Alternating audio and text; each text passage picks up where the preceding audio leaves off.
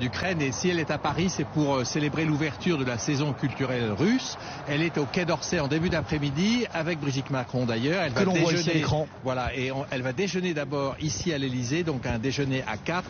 C'est important parce que ce 1er décembre, dans l'histoire de l'Ukraine, c'est un jour clé. C'est la date de l'indépendance en 1991. Ça fait donc 34 ans que l'Ukraine est indépendante, et aujourd'hui, ça fait presque 4 ans qu'elle fait face à l'invasion russe. Elle est en guerre, et donc cette journée est cruciale, elle est symbolique.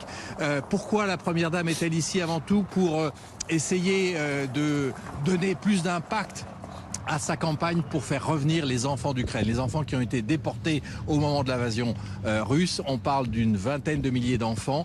2000 ont pu revenir chez eux, dans leur famille. Et bien maintenant, il faut que les autres reviennent aussi. C'est l'un des éléments clés de la négociation entre la Russie et l'Ukraine. Et cette image, évidemment, extrêmement symbolique. Christophe et Roselyne, vous venez de voir Emmanuel Macron, Brigitte Macron, Volodymyr Zelensky et donc la Première Dame ukrainienne. Image souhaitée par les deux parties pour montrer l'unité, notamment après ce qui ébranle en quelque sorte l'Ukraine et ce scandale de corruption qui a poussé à la démission le bras droit de Volodymyr Zelensky. Donc non seulement une proximité entre les deux couples, c'est important, ils se connaissent bien tous les quatre, mais surtout la volonté de réaffirmer le soutien de la France, et pas seulement de la France, mais de l'Europe à l'Ukraine, alors que, vous le disiez, les négociations se poursuivent. Hier en Floride, où on a fait état de progrès, de productifs, d'événements importants, mais demain surtout à Moscou avec l'arrivée attendue de Steve Witkoff, l'envoyé personnel de Donald Trump, qui va rencontrer Vladimir Poutine. Et là, ça va être vraiment crucial parce que